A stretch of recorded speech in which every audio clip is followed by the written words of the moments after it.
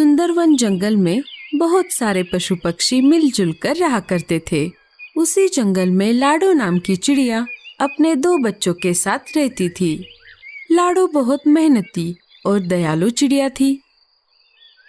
दिन होते ही अनाज की खोज में जाना और शाम होते ही वापस आकर अपने भूखे बच्चों को खिलाना, यही लाडो का काम था। उसके पड़ोस में ही बुलबुल चिड़िया रहती थी। उसके भी 2 बच्चे थे। उसका घर मिट्टी का था। उस वजह से उसे गर्मी के मौसम से बड़ी राहत मिलती थी। चलो बच्चों, अब नहाने का समय हो चुका है। चलो चलो नहाने। नहीं मम्मी, हमें नहीं नहाना। हम घर से बाहर कहीं भी नहीं जाते, फिर भी आप हमें रोज रोज नहलाती हो। अरे बच्चों, तुम दिन भर खेलते रहते हो, इस वजह से तुम गंदे हो जाते हो। अगर रोज नहीं नहाओगे तो तुम्हारे पंखों से बदबू आने लगेगी। बुलबुल के बच्चों को नहाना पसंद नहीं था, फिर भी बुलबुल उनको जबरदस्ती से नहलाती थी। बुलबुल ने अपने बच्चों को नहलाया और उनको घर के ऊपर सूखने के लिए बाहर खड़ा कर दिया। चलो, अब मेरे काम का समय शुरू हो जाएगा। जंगल के पंछी एक एक करके मेरे स्विमिंग पूल में नहाने आएंगे। बुलबुल बहन, क्या मैं मेरे बच्चों को नहलाऊं? हाँ हाँ, क्यों नहीं, पर तुम्हें पता है ना, एक बच्चे को एक बेरी। हाँ हाँ, मुझे मालूम है। ये लो 2 बेरियां। रानो भी अपने बच्चों को नहलाने लगी। एक एक करके जंगल के सारे पंछियों ने अपने अपने बच्चों को नहलाया। लाडो भी अपने बच्चों को नहलाना चाहती थी। वो बुलबुल के पास चली आती है। बोलो लाडो, क्या काम है? बुलबुल बहन, मुझे भी मेरे बच्चों को नहलाना है। हाँ हाँ, क्यों नहीं, लाओ फिर 2 बेरियां। अभी तो मेरे पास बेरिया नहीं है। बहन, जब मैं पहाड़ी इलाकों में जाऊंगी तब बेरिया लेकर आऊंगी और तुम्हें दे दूंगी। नहीं नहीं, ऐसा नहीं चलेगा। बेरिया नहीं तो स्विमिंग पूल में एंट्री भी नहीं। ठीक है बच्चों, चलो।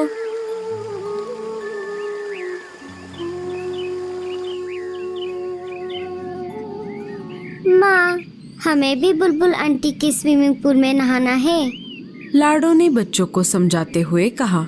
नहीं बच्चों, हम नहाने के लिए नदी में जाएंगे।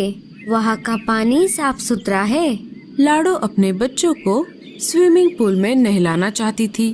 बेचारी लाडो कर भी क्या सकती थी। बेरियों का पेड़ ऊंचे पहाड़ी पर था और लाडो अपने बच्चों को अकेला घर पर छोड़कर उतनी दूर नहीं जाना चाहती थी। वो अपने बच्चों को लेकर नदी पर आ जाती है और एक एक करके उनको नदी के पानी में नहलाती है।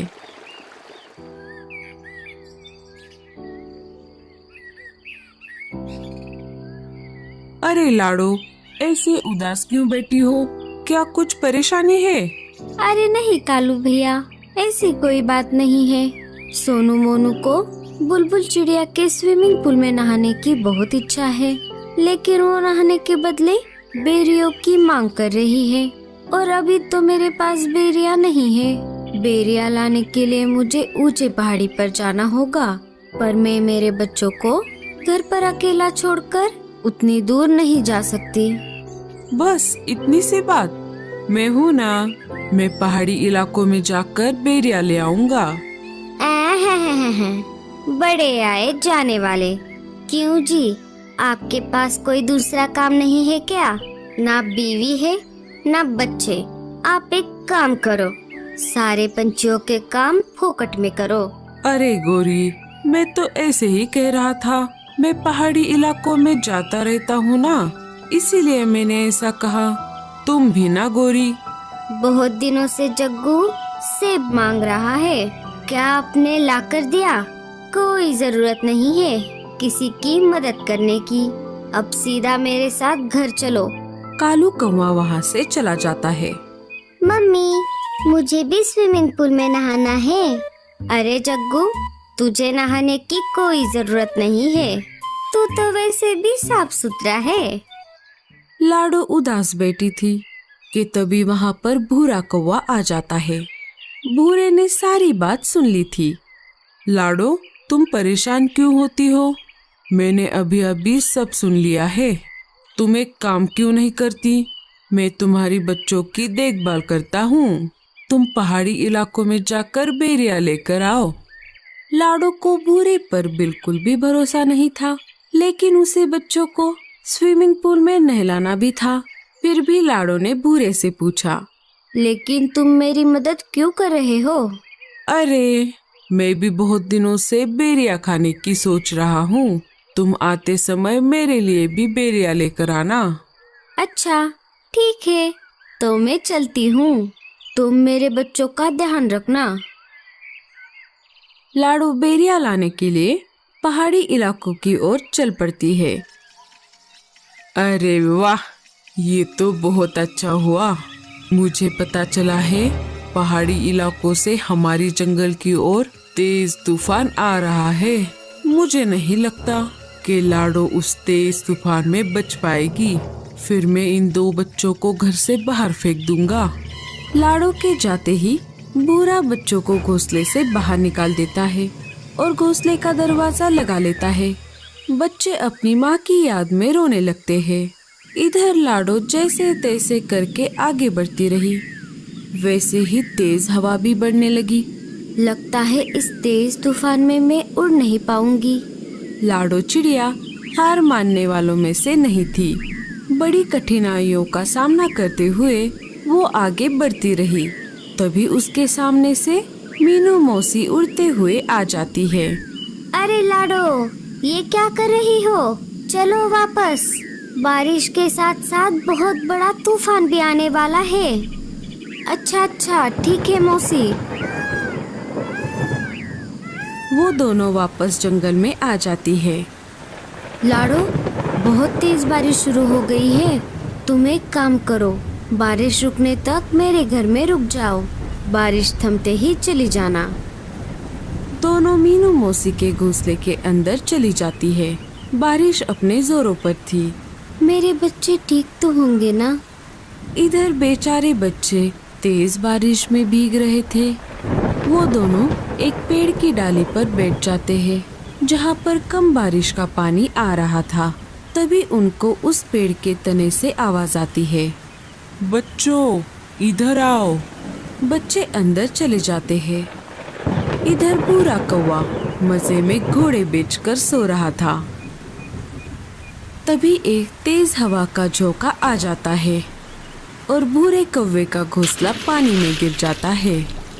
भूरा घर का दरवाजा खोल नहीं पाता और वो डूब जाता है। थोड़ी देर बाद बारिश कम हो जाती है। लाडो वापस अपने बच्चों को देखने उसके घोंसले की तरफ आ जाती है और देखती है तो क्या, उसका घोंसला तो वहाँ पर नहीं था। वो सब तरफ खोज करने लगती है। तभी उसे बुलबुल चिड़िया मिट्टी में दबी हुई दिखाई देती है। लाडो, मुझे बचाओ। मेरा मिट्टी का घर बारिश में गल गया और मैं मिट्टी में धंस गई। अपनी जान की परवाह न करते हुए लाडो बुलबुल चिड़िया को गीली मिट्टी से बाहर निकालती है। लाडो, मुझे माफ कर दो। मैंने तुम्हारे साथ बहुत बुरा बर्ताव किया। लाडो बुलबुल को कुछ न बोलते हुए अपने बच्चों को खोजने लगी। तभी पेड़ के तने से बच्चे बाहर आ गए और अपनी माँ को पुकारने लगे, माँ, हम यहाँ पर हैं। लाडो अपने बच्चों को देखकर बहुत खुश हो गई। अरे मेरे बच्चों, तुम कहाँ पर गए थे? माँ, आपके जाते ही उस भूरे अंकल ने हमें घर से बाहर निकाला था और हम यहाँ पर आ गए थे। हमें इन बूढ़ी दादी ने बचाया। माँ जी, आपका बहुत बहुत धन्यवाद। अगर आप मेरे बच्चों को आसरा ना देती तो मेरे बच्चे इस तेज बारिश को सह नहीं पाते। कुछ दिन गुजर जाते हैं। फिर एक दिन सारे पंछी मिलकर जंगल के बीचों बीच खुले मैदान में एक बड़ा सा स्विमिंग पूल बना देते हैं जिसमें वो रोज नहाने लगते हैं। दोस्तों, आपको स्विमिंग पूल में नहाना अच्छा लगता है या नदी में? हमें कमेंट्स में जरूर बताना। और स्टोरी अच्छी लगे तो लाइक, शेयर और सब्सक्राइब जरूर करना।